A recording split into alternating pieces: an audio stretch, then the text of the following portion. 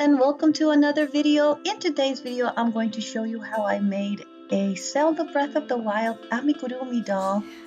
And this is not a tutorial. I'm not going to go step by step on each of them, but I just wanted to show you like the different pieces and the different steps that I took to make this doll. Here you can see the pieces of the hands, and that's one of the things that I wanted to show is that people that are not familiar with amigurumi, they tend to think that everything in the amigurumi is crocheted, but here I'm showing you that no, you do a lot of separate pieces that you do crochet, but then you have to sew them together. Now, I don't follow a pattern when I'm doing my dolls. I eyeball a lot of the things that I do, and this is not conducive to the best results, so I don't recommend it unless you're really comfortable with eyeballing it. But yeah, I do have to repeat things quite a lot. In this case, you can see that I had to add some pieces to the sleeves because I have forgotten that part was white. And previously I was showing you how I was checking the head, because I always have the issue with the head that I never make it big enough. And I still think I had that issue with this doll. I still think the head should have been a little bit bigger. Here I'm showing you all the trimming, the gold trim that I had to use to make this outfit accurate. And you can see that I'm checking all of the pieces of her outfit. This is my embroidered Triforce. Yeah, I know it's not perfect. This was even my second attempt, so it was the best I could do even with a second attempt.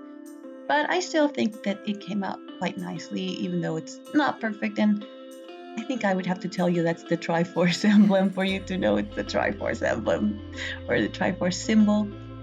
But yeah, I had a lot of fun just using that gold thread to go around all of the edges of the places where there were gold trim to make the outfit look quite different, and I really enjoyed it. It was quite a challenge.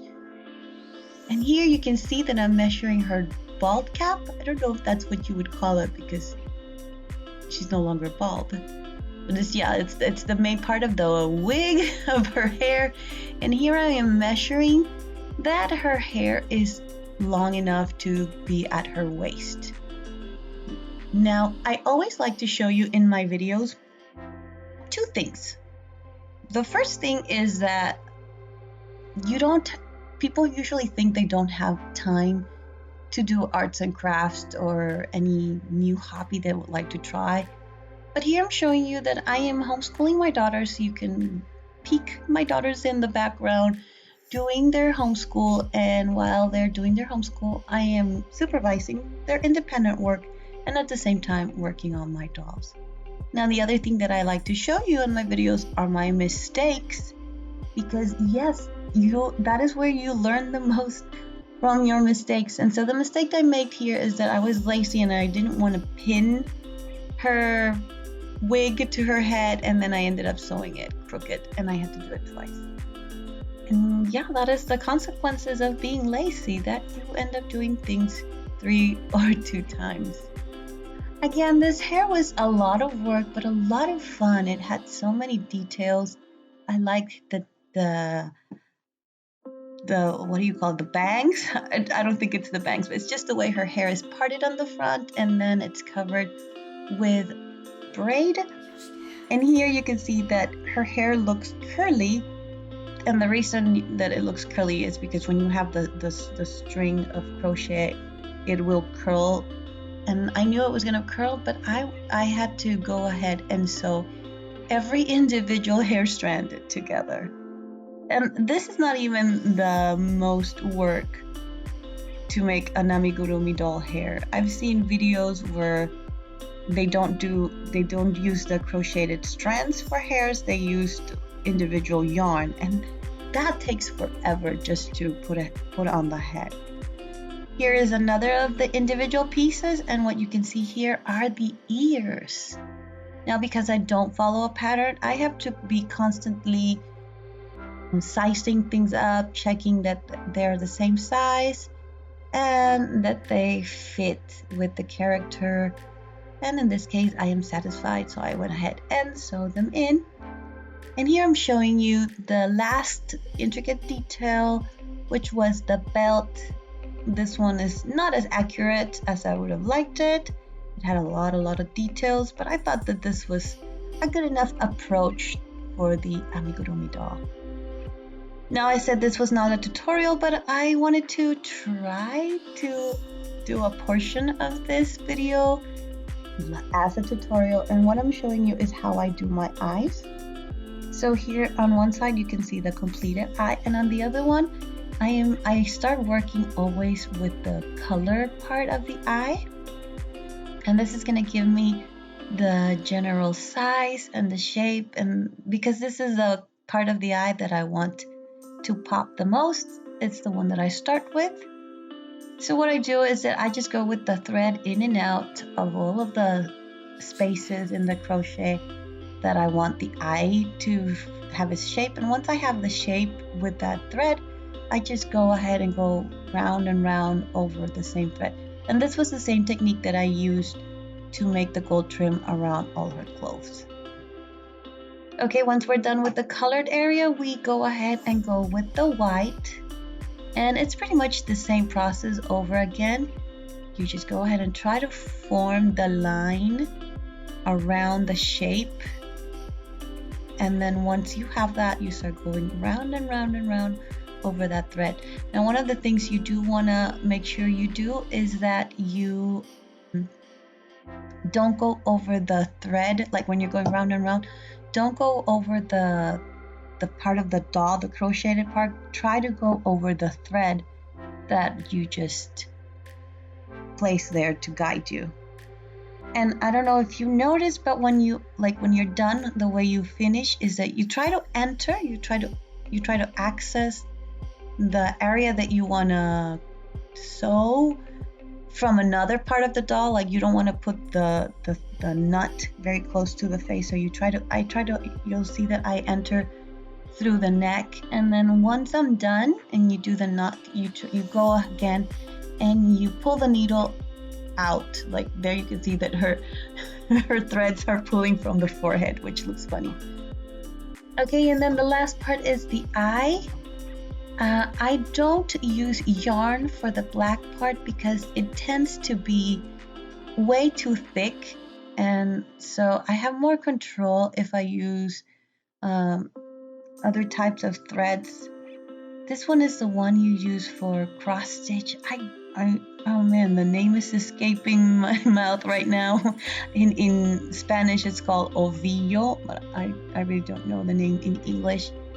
But it's a thinner thread that you use to cross stitch, and it's the thread you also use for embroidery.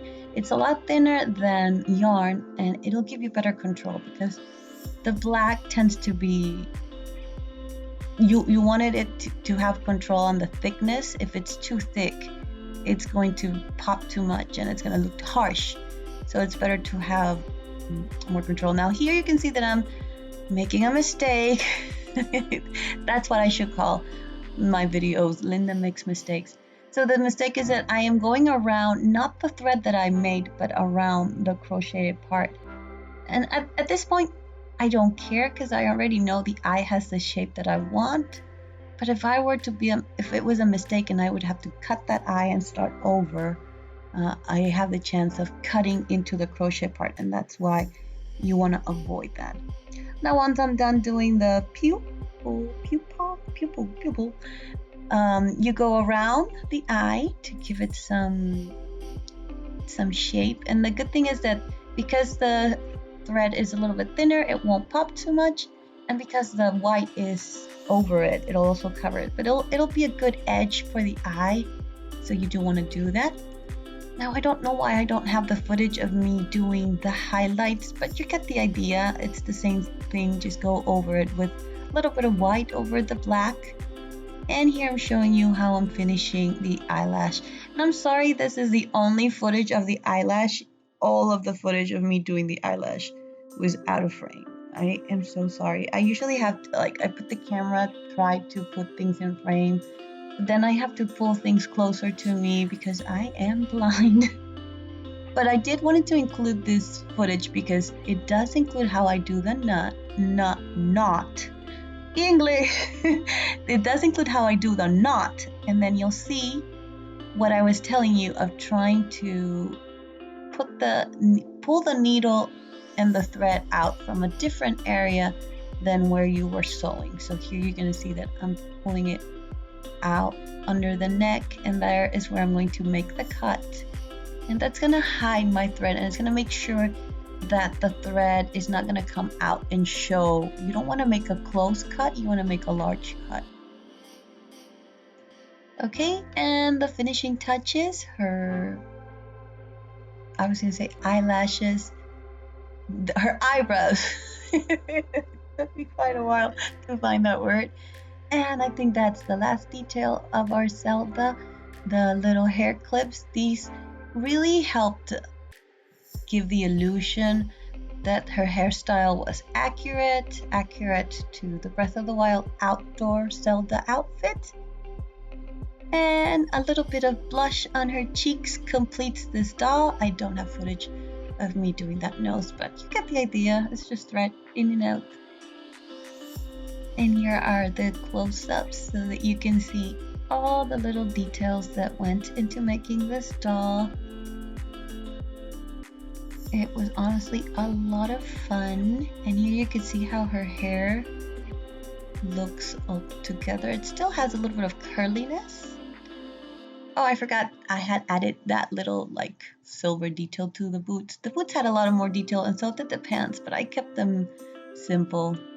Honestly, the reason was that I had very few colors for the brown detail, so I just had to work with what I had. Okay, and here is a Squishmallow recreation. My sister has been crying that she wants one, that she needs one, and so I finally found the time to make one. She did, however, ask that the Squishmallow recreation was the same size as her original Squishmallow, which was quite challenging, especially because the Squishmallow squishes, and so sometimes I would look at them and they would seem like they had the same height, and then the recreation was too small, and then I had to do it again. But then when I put them side to side, they didn't look the same. But yeah, I tried my best. Now, don't ask me why. This amigurumi is one of the most simple amigurumis that I've made. Like I did a Full Metal Alchemist. Edward Elric is what's his name. I am a Full Metal Alchemist fan, I promise you, but I haven't watched the series in quite so many years. But yeah, I did one of those for one of my best friends, and he was quite detailed. And even that amigurumi doll didn't make me struggle like this piece right here. So what I'm doing is I'm doing the belly part of my Squishmallow recreation, but I am doing a rainbow pattern. Now, it shouldn't be as hard as it was. It should be just like a half circle. But for some reason, when I changed the colors, the rainbow would have like a diagonal cut instead of it being straight at the bottom. And oh goodness, I think I had to remake this one about 7 times. And I'm gonna be honest, this footage is one of the remakes. I did not show you the last one. I think this footage is one of the last attempts, like I think the attempt before the last attempt where I almost had it. But yeah, so the issue is that every time I changed color, for some reason my rainbow was getting cut. It didn't matter that I was doing increases on the corners, it would still get cut. And so like the only workaround that I found for that was to have the middle part completed like a full circle, and then do the first rainbow strand, which is the purple color, almost also a complete circle all around. And then when I started going around and changing colors, it finally was looking like a rainbow with straight lines in the bottom.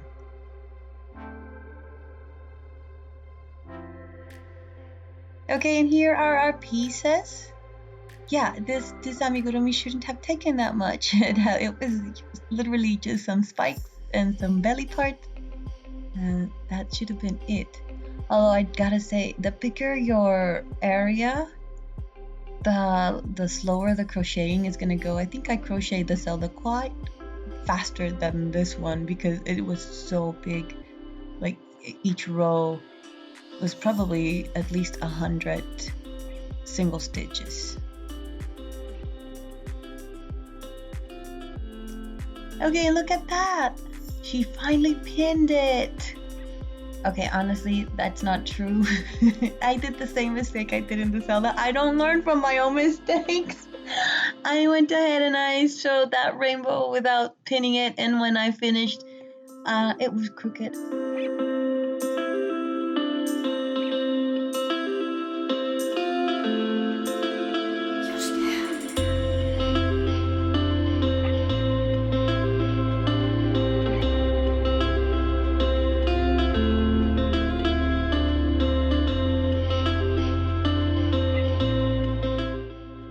And there we go. Those are the two Squishmallows side by side. He does look like the green Squishmallow looks a little bit bigger because he squishes, but trust me, I try to make them the same size. You can see his rainbow and his rainbow spikes. And because he's black, I had to use brown for the eyes, but I think he still looks cute. My sister said he looked a little bit creepy. If you agree with her, let me know. Let me know if he looks creepy, but I don't think he looks creepy. I think he looks adorable. So my sister is a preschool teacher and she uses these as teaching puppets. And so the green one is called Good Job. And she says she's gonna call the other one Bad Job. What do you think of that? Come on, he's not a bad job. He's so cute. You can't call him Bad Job. And here we can see our final look of Zelda. Honestly, she came out better than I expected. I googled Zelda Breath of the Wild Amigurumi, and honestly, I didn't find a doll that I liked more than my own. So I'm really glad I made it. I'm really glad my daughter is enjoying it, and here's some footage of her with her dog. Hello, I am going to show you some of my Zelda stuff today. This is my Zelda charm. This is my Urbosa charm. This is my Daruk charm. And usually, I used to have them as a necklace, and now my sister uses them as dolls. This is my Nifa charm. Show us Link. Oh, wait. Oh no, where's Link? Oh, there it is. This one is the Link charm, my friend Chavi's favorite. This is my Zelda doll. My mom made it crocheted with her hands. Every single detail. What is your favorite part of it? The outfit. I like the golden detail, and it's very good. Can you give us a close-up?